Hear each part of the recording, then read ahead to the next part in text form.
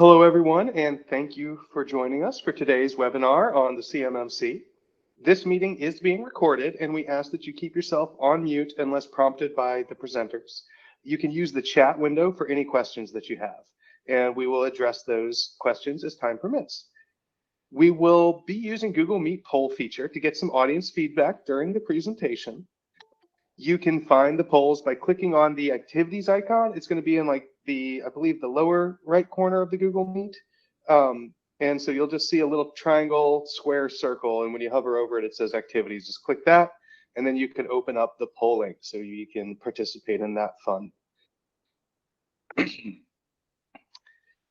This presentation is brought to you by Worsta. A little bit about us before we get started. We are a premier Google Cloud partner focused on collaboration design, and it is our mission to help companies maximize their use of the cloud.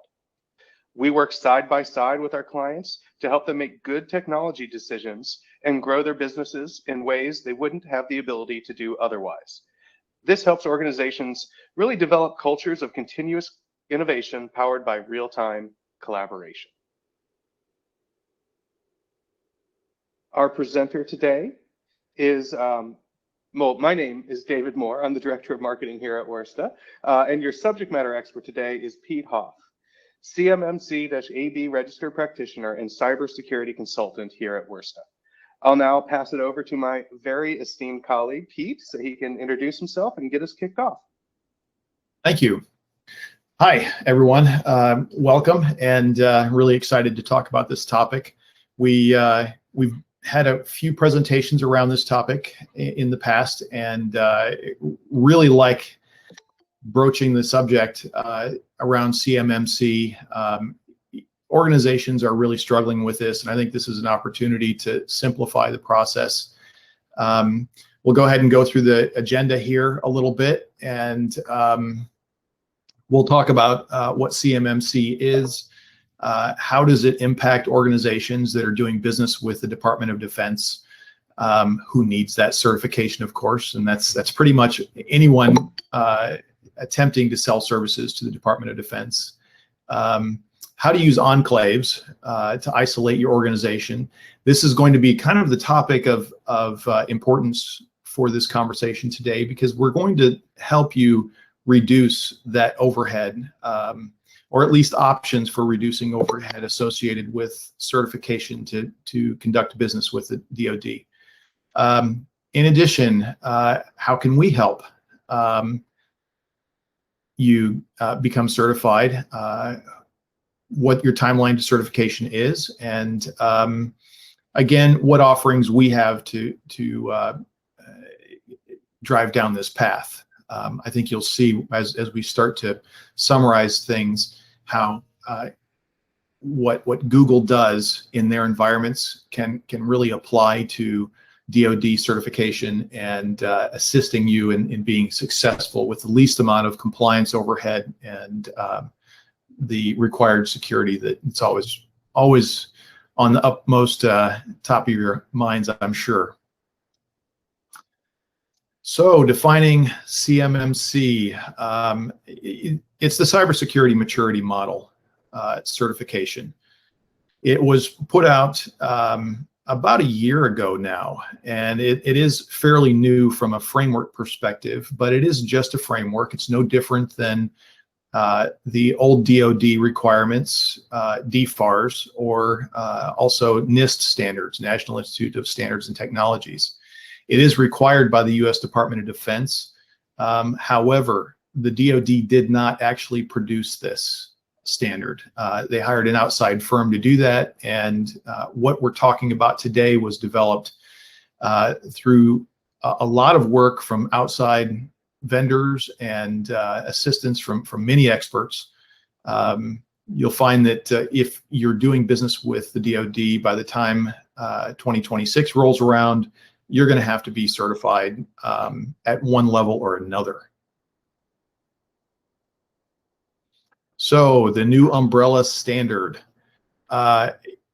If you recall in the past, any of you businesses that have done DoD work, you were required to meet DFARS standards. That's the Department of Defense acquisition requirements. It's technically document 52.204-19, 20, and 21. This was a very technical set of standards that really walked you through the same things that you're required to do today, but it was on the honor system. And the DoD did not go out and verify. They didn't require certification. They just said, look, if you're going to do business with us, make sure that you follow these standards. NIST came along and provided some much deeper cybersecurity standards. NIST is the National Institute of Standards and Technologies, and primarily it's the NIST 800-171 standard that applies to the CMMC. Your umbrella standard today is really a conglomeration of the two standards. We'll talk a little bit about the details moving forward. So has anybody here seen any requests for CMMC on contract submissions? There's should be a poll popping up here, and in the bottom right corner, that little activities, the triangle, square, and circle, you'll find it. Yeah, if you click on that, you'll get the opportunity to vote on that. We are interested in your feedback on these questions, so and we'll talk a little bit about it as we move through.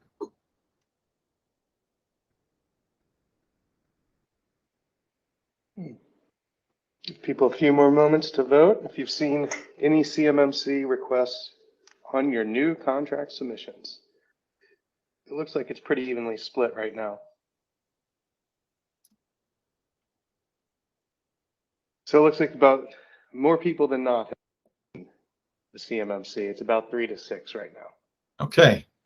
Well, it may depend on the size of your contracts as well. For those of you that have seen this request, hopefully you've been prepared and you've seen this coming down the road. This has been communicated for a while now, but for all intents and purposes, the standard itself has been a little slow to roll out.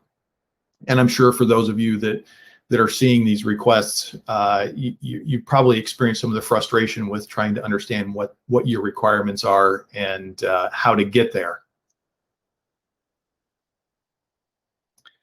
So moving along, I like using this analogy. So we try to bridge the gap of understanding why is it that we need to do the CMC certification. Are you conducting business with the DoD? Are you selling them toilet paper or highly technical helicopters? And the new umbrella standard that covers all of these things, they really test your strength in understanding cybersecurity requirements. I'll wrap this around the idea that there are such things as troop movements, and let's say that you're in Afghanistan, and I probably shouldn't use that location as an opportunity, but let's say you're in Afghanistan and you're going to move all your troops out of Afghanistan, and you stopped all your shipments of toilet paper there. If someone were monitoring that event and seeing that you didn't ship, say, 300,000 rolls today, they might know that there's something going on. Maybe that's a pre-movement action. The DoD tries to protect that data and make sure that our enemies don't figure these things out. Helicopters are a little more obvious, obviously, and we don't want some of our top secret technology in helicopters being lost, but those are the types of things that really drive why we need the standard around every kind of DoD contract. I wanted to touch on one other thing, by the way. Federal contract requirements, we're talking about controlled unclassified information, or CUI. And the CUI is really what we're protecting. It's not top secret. It's not listed as nation state secrets, but CUI can lead to leaky information that hurts the country. Should be noted that commercial off-the-shelf items, sorry about that. Sorry. Commercial off-the-shelf products do not require CMMC compliance. You know, if you're buying Microsoft or selling Microsoft Office to the DoD, you're not going to need to get CMMC certified for that purchase. Okay, moving along. So what the DoD is really asking for is to protect the contract data. So your contract may have information that is very important to protecting the organization and the company and the country. DoD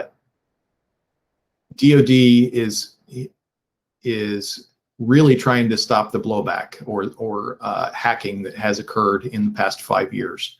And when you start talking about how to protect this type of information, it can be quite daunting in an organization. You look at a large organization or even an organization that has 50 employees. Most of the time, a DoD contract is going to impact the product that's being sold and possibly a few technical things around the contract language and negotiations. But in the case of toilet paper, obviously the contract itself is what's being protected and the negotiations around that contract. A lot of times it's communications, it's email, it's what you might store regarding orders. It's very limited in terms of its breadth of information. So what we're suggesting and what the industry is starting to do is establish something called enclaves. An enclave is really a micro environment. So let's just say you didn't want to certify every system and every user and every process in your enterprise. You'd go with an enclave. An enclave takes everything and micro manages it.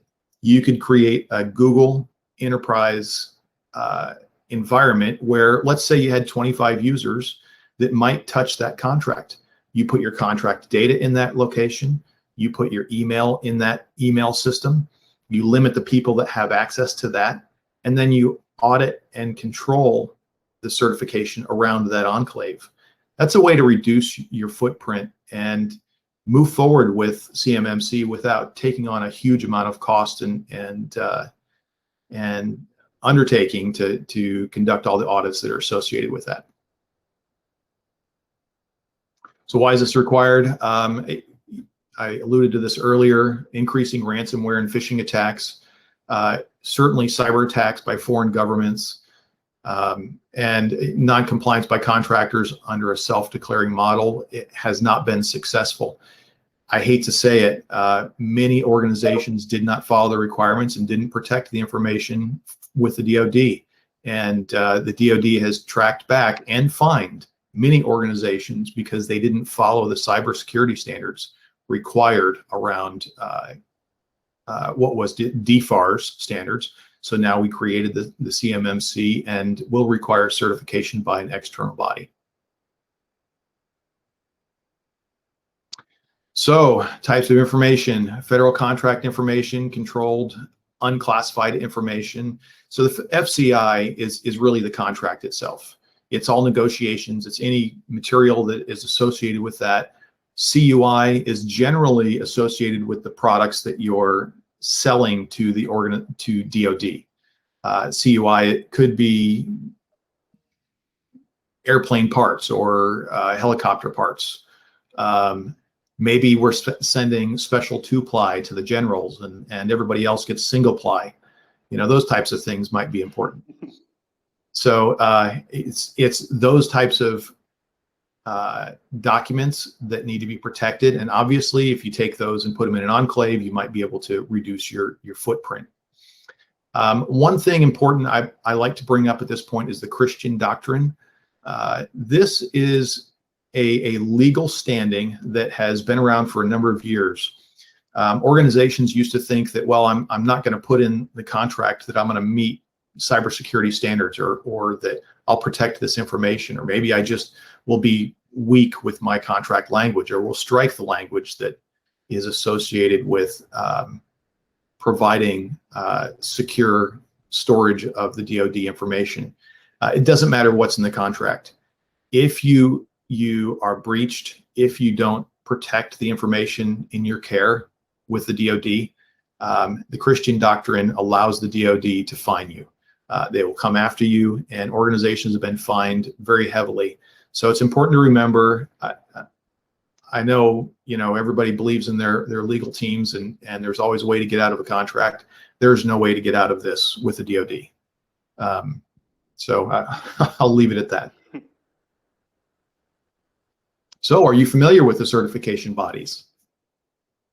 This is our next poll, folks. So head over to the activities area.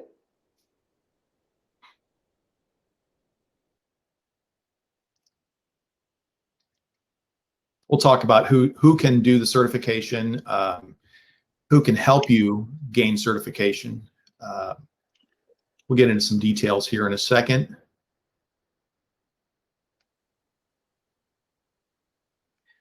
It's looking like it's about a 50-50 split right now as far as who's familiar and who is not.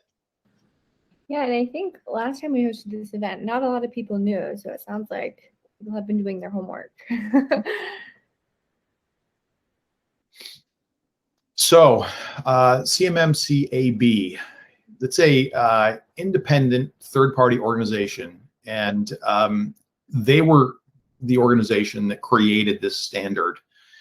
The CMMC third-party assessment organizations, C3PAOs, are the certifying bodies. They are trained, and they are the ones that every organization has to contact to get the certification completed. You can go to a registered practitioner like myself. I'm a CMMC registered practitioner, but I am not authorized to do assessments. Assessments are a whole other level of certification, and the C3PAOs negotiate that statement of work. They negotiate the scope of your assessment, and they ultimately are going to write the report that will certify your organization. It's important to remember, and this is actually something that just came out of a conversation with the CMMC in a town hall last week. There are some recommendations to separate these things out. Your assessors generally, there's actually a black line between this. Your assessor cannot be also a registered practitioner that helps you become certified. That can't be the same person. That would be segregation of duties violation. So you need someone different to help you establish all of your controls, help you build your program. You can do it yourself, of course, but if you're going to hire someone, it can't be the same person that assesses you for certification. So this is just a real quick timeline. I throw this out there so you see where this was coming from. In 2016, we had DFARS. That's the standard that you used to follow. In 2020, they built the first version of the CMMC model, and they pulled together the DFARS and NIST standards for that model. 2021 initial phase, we had, I believe, 3 certifications starting out in 2021, and those were very, very large organizations. They were tested to see how the certification process worked, and they're working out the bugs still, but they are moving forward and able to begin to offer this to many more organizations. You should see this a lot heavier in your contract requests coming into 2022 and moving forward.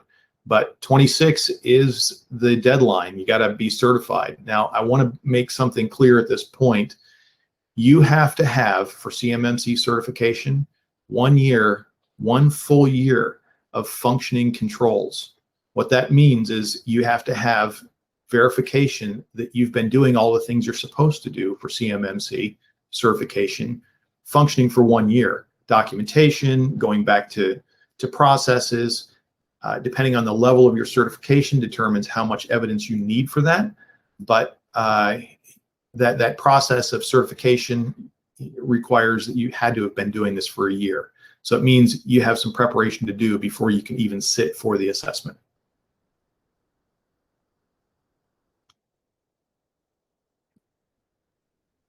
Another poll around some certification levels.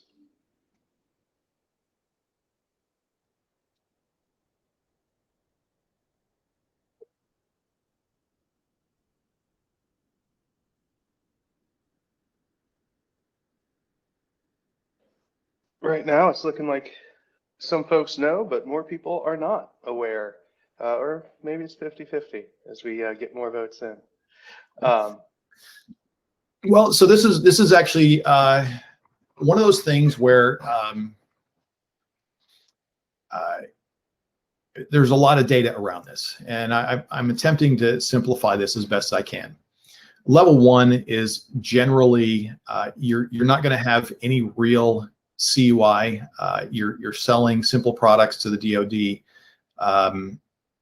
and there in a level 1, many organizations can actually qualify for that.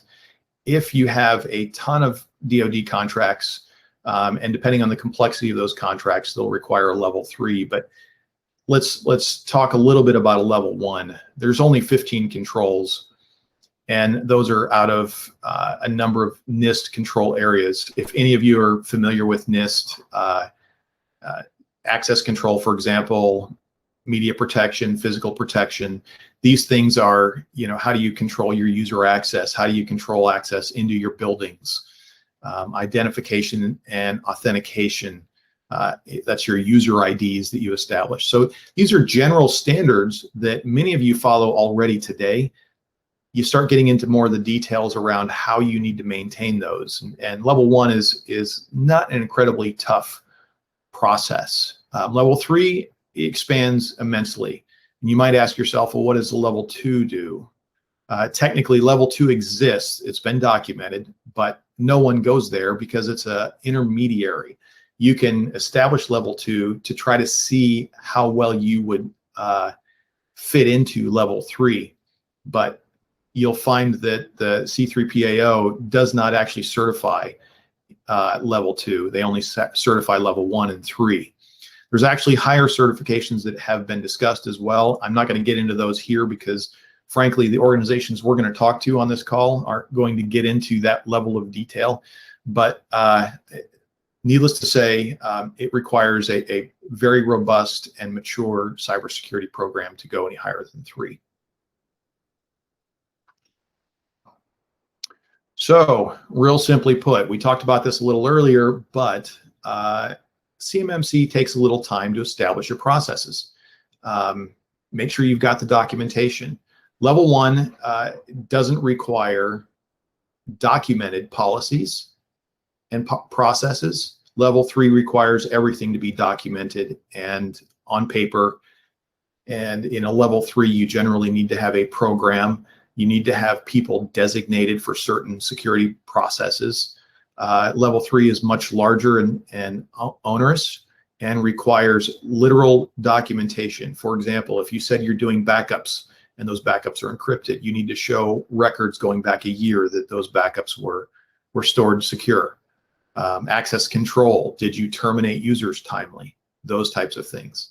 Level 1 is not so stringent. However, you need to be able to show that the processes were working. When you hired somebody, did you terminate the account when they left the organization in a timely manner? Those types of things. And that might be something as simple as an email or a log event, or hey Bob, can you make sure you cut off his access, type of thing. But it's not documented in a policy.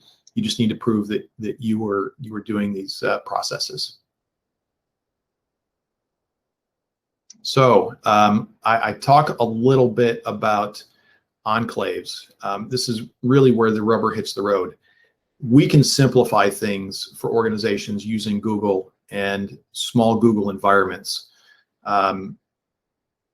Google provides such a great small platform for these types of things, and a little bit of a conversation around the controls that are required. You can find everything you need for a CMMC level 1 and level 3 under a Google environment. You would have to have higher level licensing to cover level 3, but level 1 can certainly actually meet most of the requirements for level 3, but definitely level 1 is covered. We do have 2 forms of objective evidence that's required for each practice on a level 3 as well, and we can talk about that in more detail if you want to contact us. We can create remediation plans and help help to review how you are meeting CMMC standards today. Awesome. Well, thanks, Pete. Before we get into Q&A, I do want to, first, thanks, Pete, for presenting this. If you guys do have questions, please start entering them into the chat, and we will answer them. Looks like we got some time left. I encourage you to also check out our other upcoming events. You can find them in the resources section of worsted.com. The next one up is about Meet and the new Meet quality tool. So we're going to be doing a deep dive into all the new features of Google Meet, which we're using some of them here today on this call, as well as kind of how you can audit any problems or troubles that you might have using the tool. So post-webinar, a Worcester rep will be reaching out to debrief about this meeting and to provide you with a link to the presentation recording. So keep an eye out for that meeting invite and for that email with the recording in it, and feel free to share that with any of the folks that you work with. But let's see, do we have any questions right now? I joined a few minutes late. What problem is the CMMC attempting to solve for that is not accomplished by FedRAMP is our first question. Absolutely. So the CMMC standard is specific to the DoD. The DoD was trying to solve issues with DFARS. Their cybersecurity standards were not being followed. So the DoD is now requiring certification because they were seeing hacks, they were losing information. There were all types of issues from a security perspective that the DoD was addressing. And their number of fines actually increased significantly over the last 3 years. Yeah, it's definitely been on the increase, and it's getting harder and harder. So I can understand why they're trying to really up their game, so to speak, in the security area. It's one of those things we either pay up front or pay for it later, and then do the certification, do it anyway. The next question is around how is an organization expected to accomplish this? Have a functioning system with no DoD customers for 1 year? So I think that goes back to the timeline and how do you, and like how do you receive the accreditation, and just kind of what does that mean a year in advance? It's a great question. The reality is many companies already do many of these things that are required. Let's talk about a level 1, for example. Most companies already manage who has access to their systems, who has access to their organization physically, who gains access to contracts and other data. So when you start to assess and evaluate how well you meet those standards, you may have already been doing these things for the past year or even longer. If you're a brand new business and you're attempting to establish a DoD contract, you can actually apply for DoD contracts before you have certification, but just understand you have to have your certification by the time the contract is awarded. So it sounds like it's one of those things that you better start sooner than later on, if this is, because it takes some time to fix it, and then it needs to be in place. So you can kind of do things in a parallel a little bit, but that's exactly right. If you don't fix this in time, you're not going to get the contract. So yeah, that can be a little pressure. Yeah, the other point is that this is early in the DoD's rollout of the CMMC. So the only organizations that are required today are the larger ones. They're going to continue to roll this out to smaller and smaller organizations, and you'll eventually be required to do this. We're talking about this now, it's 2021, and you've got 5 years to meet that certification requirement technically. But the contracts in the coming years will start requiring it more and more. Yeah, so it's definitely going to happen.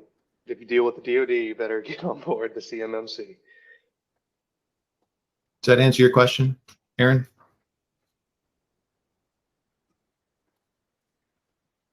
So CMMC is meant to be a certification for more mature systems with established security programs. Yes, it does. Okay, thanks. Great. Yeah, I would agree with that, Aaron. Any other questions?